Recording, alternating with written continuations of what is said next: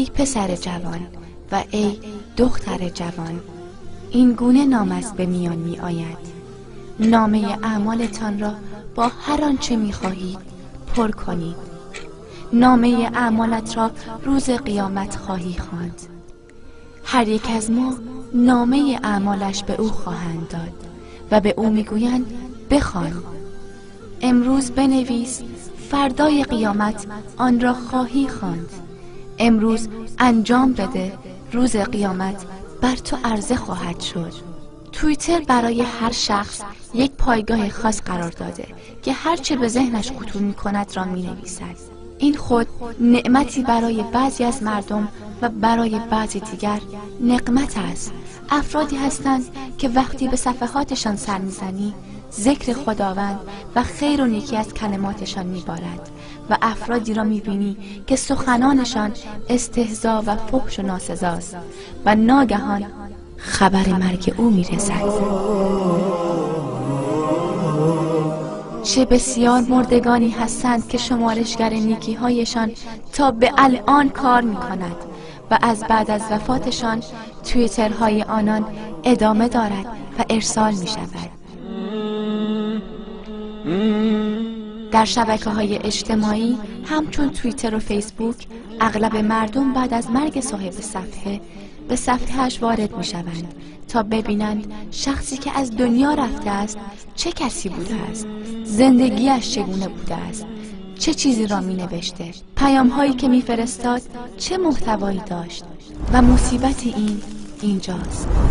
افرادی هستند که صفحه‌ای را در فیسبوک باز کردند اما عکس‌های زشت و فیلم‌های غیر اخلاقی گذاشتند. سخنان و پیام‌هایی نوشتند که از گفتن آن به خدا پناه می‌بریم. این شخص بعد از مرگش صفحه‌اش بسته نخواهد شد. مشکل اینجاست که این صفحات باقی می‌ماند و ادامه پیدا می‌کنند.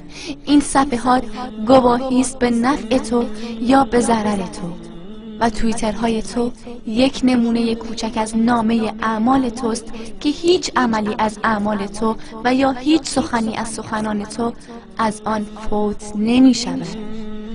اعمالت در کتابی نوشته شده که هیچ کوچک و بزرگی باقی نمی گذارد.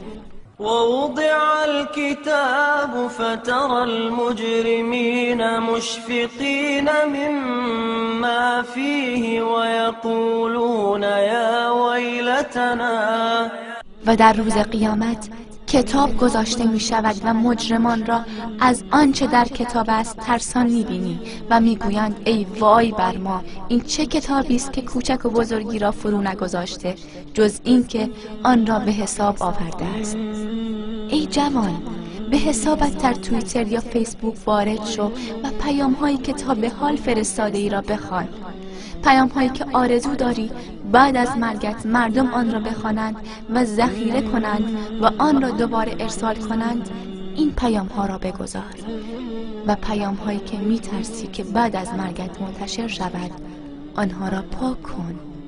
مرگ در کمین است.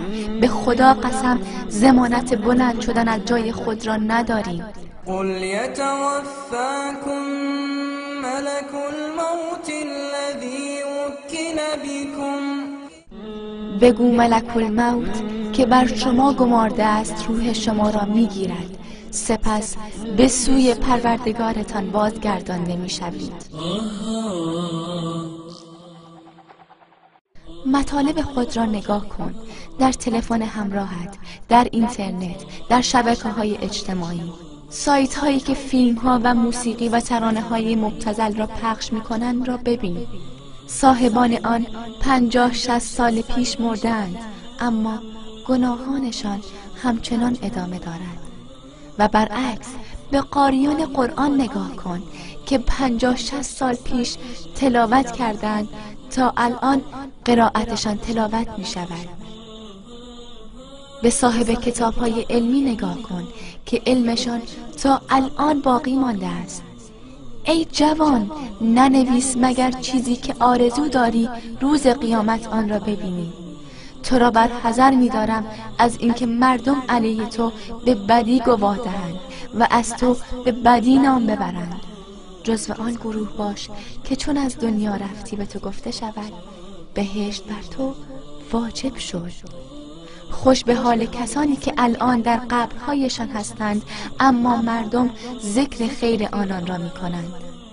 خداوندا خاتمه ما را به خیر کن.